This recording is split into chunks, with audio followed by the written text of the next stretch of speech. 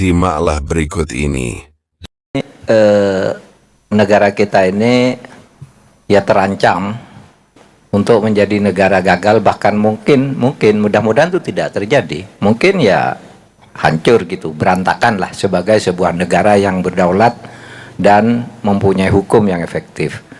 Sama itu pengalaman Ari Yusuf Amir di lapangan, itu begitu.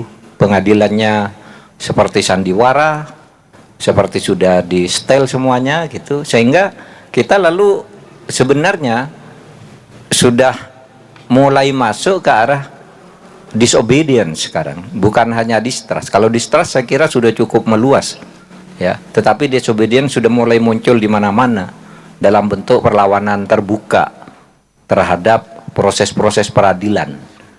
Nah, ini yang berbahaya kalau orang terus membangkang terhadap putusan pengadilan. Lalu apa yang bisa mengendalikan kehidupan kita sebagai bangsa kalau hukum sudah tidak bisa lagi mengatur atau menjamin ketertiban kita di dalam hidup bernegara? Sekarang ke Tio, silakan Tio. Sejak Prabowo Gibran terpilih, rasanya kita sudah tidak lagi punya harapan pada reformasi. Karena sejak Prabowo Gibran terpilih, sejatinya reformasi telah mati.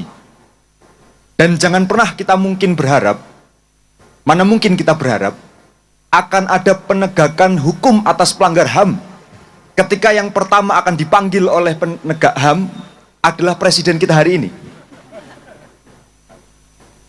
Jadi kita berhadapan pada situasi di mana kemampatan dan harapan itu tidak bisa ada lagi. Jadi kemampatan terjadi, harapan tak ada lagi. Tio nih, naikin satu oktav analisismu. Ngapain Gibran, Jokowi? Kita udah tahu itu. Kita naikkan satu oktav.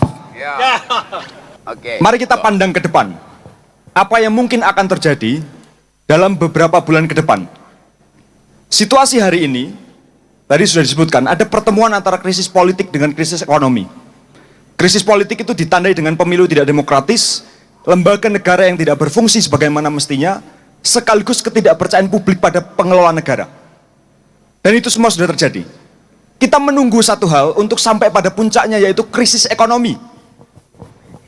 Kita sudah rasakan bahwa krisis ekonomi sudah masuk pada fase takbiratul ihram. Sudah masuk pada rakaat pertama, ditandai dengan dolar yang naik, yang tidak dipahami oleh negara, pengelola negara, bahwa itu adalah tanda-tanda betapa gagalnya ia dalam mengelola ekonomi kita. Momentum kita untuk menyempurnakan gerakan ada di depan mata. Dan itu memang dimulai dari pengkonsolidasian ide kita tentang kenapa perubahan itu harus ada. Kerusakan yang telah diciptakan oleh Soeharto dalam 32 tahun, itu dikalahkan oleh Jokowi dalam 10 tahun.